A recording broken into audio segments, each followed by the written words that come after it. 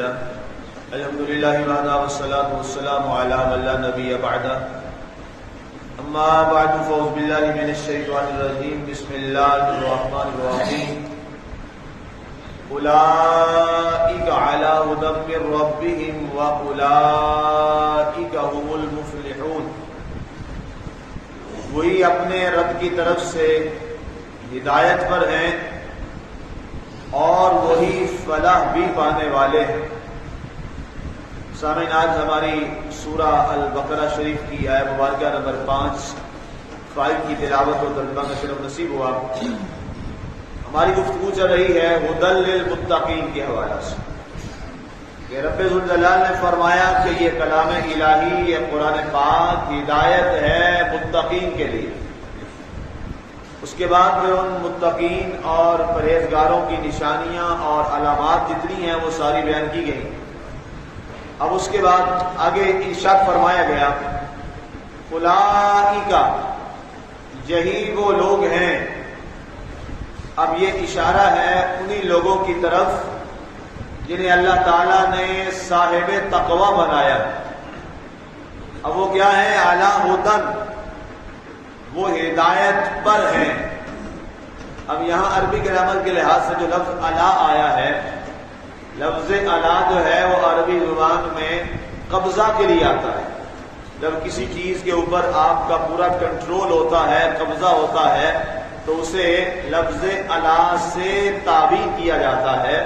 مثال کے طور پہ کوئی شخص یہ کہتا ہے، کوئی نام لے کر کہ زید، عمر، بکر، کوئی بھی اعلیٰ فرس ہے، زید یا عمر جو ہے وہ گھوڑے پر سوار ہے، تو اعلیٰ اس لیے استعمال کیا گیا کہ وہ اپنی جس سواری پر ہے وہ سواری اس کے قبضے میں ہے اور اس پر پوری طرح سے اس کا کنٹرول ہے۔ اگر کسی شخص کے پاس کسی سواری کا، گاڑی کا، کسی جانور کی سواری کا کنٹرول نہ ہو تو کیا وہ اس پر سوار ہو سکتا ہے؟ نہیں ہو سکتا۔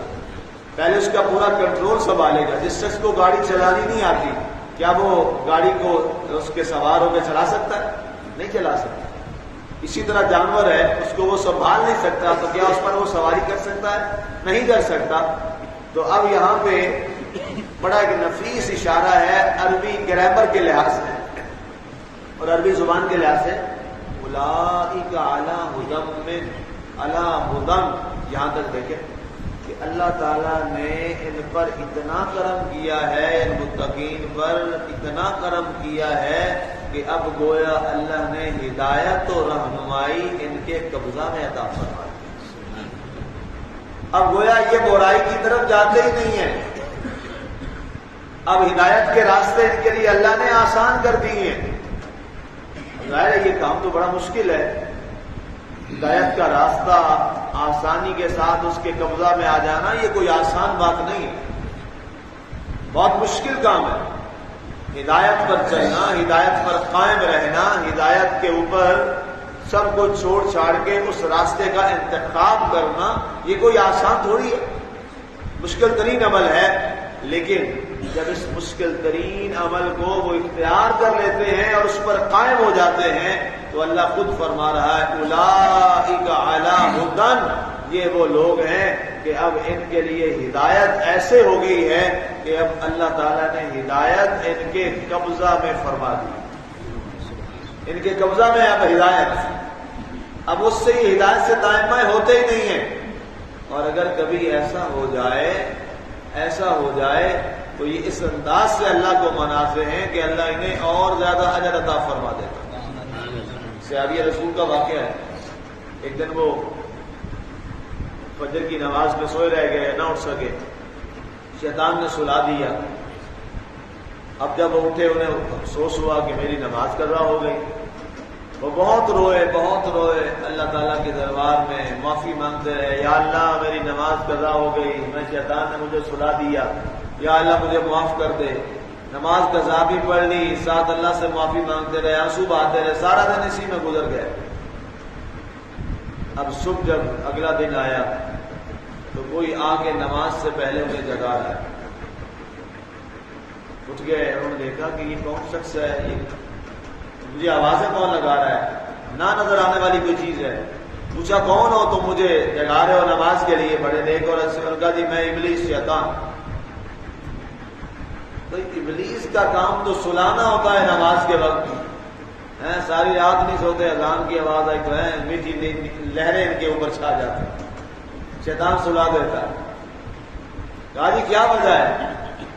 کہا میں نے کل تجھے سلائے رکھا اور تیری نماز قضا ہو گئی، تو نے رو رو کے اللہ کو راضی کیا، اللہ نے تجھے 70 نمازوں کا ثواب دے دیا، میں نے تجھے جگا رہا ہوں، چلو ایک نماز کا ہی ثواب تجھے. مقصد کیا ہے؟ یہ اس نے ہماری دشمنی کرنی. اب اس کو یہ بھی برا لگا کہ اس کو یہ اجر کیوں مل گیا، اس کو یہ ثواب کیوں مل گیا اتنی نمازوں کا، 70 نمازوں کا. جگاؤ اس کو، چلو ایک یا 27 کا ملے گا، 70 کو تو نہیں ملے گا. یہ اتنا ہمارا ظالم دشمن ہے جو کسی طرح ہر لحاظ سے کوشش کرتا ہے کہ انسان کو، مسلمان کو اپنے رب سے دور کر دے. جیسے وہ دور ہے، اب وہ چاہتا ہے کہ باقیوں کو بھی دور کر دے، اور جہنم میں اس کے جو دوست ہیں، کمپینینز ہیں، ساتھی ہیں، وہ بڑھتے چلے جائیں. لیکن ظاہر ہے ہم نے تو اس کی مخالفت کرنی ہے، ہم نے اس کا ڈٹ کے مقابلہ کرنا ہے. وہ عدو مبین ہے، ہمارا بڑا دشمن ہے، ہم نے اس کا ڈٹ کے مقابلہ کرنا ہے. فرمایا یہ والے لوگ ایسے ہیں جب یہ ہدایت پر آتے ہیں، چلتے ہیں، اور پھر ایسے چلتے ہیں کہ اگر کہیں کبھی ان سے نقص و کمی رہ جائے تو اپنے مالک کو جب تک راضی نہیں کر دیتے انہیں سکون و آرام نہیں آتا. اب یہ کتنا فرق ہے. ایک وہ شخص ہے جو گناہ کرتا ہے اور اسے احساس گناہ بھی نہیں. ہمارے معاشرے کی اکثریت تو اب ایسی ہو گئی ہے جنہیں گناہ کا احساس بھی نہیں،